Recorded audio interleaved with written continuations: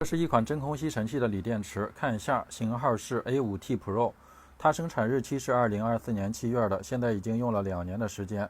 说续航时间短，想要给它做一下扩容，并且增加一下续航。接上充电器试验了一下，充电指示灯点亮，并且有充电电流，说明充电是没有问题的。那接下来需要将它拆解开，看一下如何进行更换。它的底部有4颗固定螺丝，需要依次将它们拆解掉。打开螺丝之后，可以看到里面的锂电池部分以及控制板的部分。它原来使用的电芯是2200毫安时的，我们看一下，使用的是6块电芯组成的一个电池组。想要更换电池组，首先需要将保护板与电池组分解开。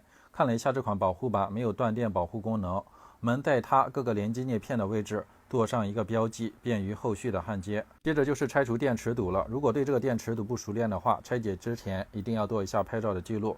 后侧有3个中间电压检测线，可以用电烙铁加热之后直接拆除。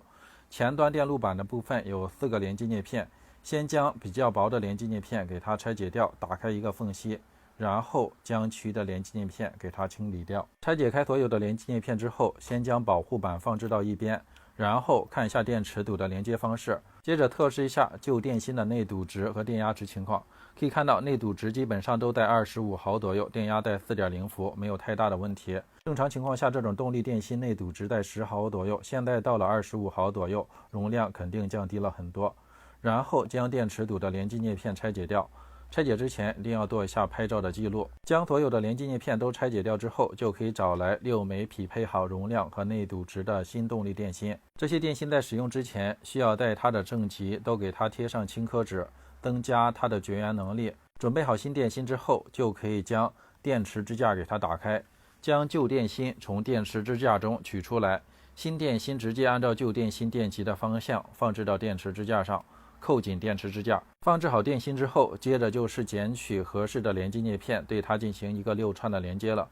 主叶片使用的是 0.2 毫米厚、8毫米宽的镀镍钢片。因为拆解之前直接做了拍照记录，所以说直接按照我们记录的顺序将电芯进行一个串联连接。也可以看一下电池支架上标注了连接叶片的形状和尺寸，用它的方向进行连接也可以。之后需要处理一下充放电保护板，因为充放电保护板焊孔中有残留的旧焊锡以及连接叶片，都需要将它清除掉。这里的焊孔一定要清理干净，否则后续有4个连接叶片稍微尺寸不太合适，就很难将这个保护板完全的放入到电池支架上。清理焊锡比较简单的方法是用电烙铁加上松香之后，然后用吸器将它们吸除掉。准备好充放电保护板之后，我们还需要将电池组总正负极的连接叶片以及几个中间电压检测叶片给它焊接上。总正负极的连接叶片使用的是 0.2 毫米厚、8毫米宽的镀镍钢片，中间电压检测叶片使用的是 0.15 毫米厚、3毫米宽的镀镍钢片。安装的时候，保护板上的 B 减点对准电池组的总负极， B 加点对准电池组的总正极。这2个位置对接正确的话，那这个保护板安装就是正常的。放置好保护板之后，将多余长度的连接叶片都给它剪切掉。剪切的时候注意一下，不要触碰到其余的元件，造成一个短路的现象。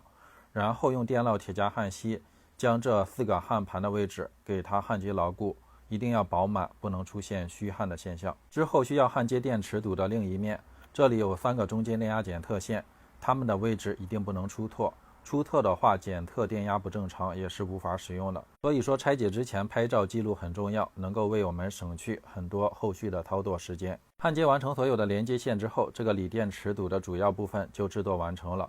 将2侧贴上轻科纸，接上充电器，可以看到充电指示灯正常的点亮，它的充电电流在 0.7 安左右，说明充电也是没有问题的。之后就可以将这个锂电源重新给它组装起来了。安装外壳的时候注意一下它其中的线路，不要因为夹紧造成线路一个破损的现象。这就是 A5T Pro 真空吸尘器更换电池组的一个方法。大家如果有什么建议想法，可以多多关注和留言。那我们就拜拜了。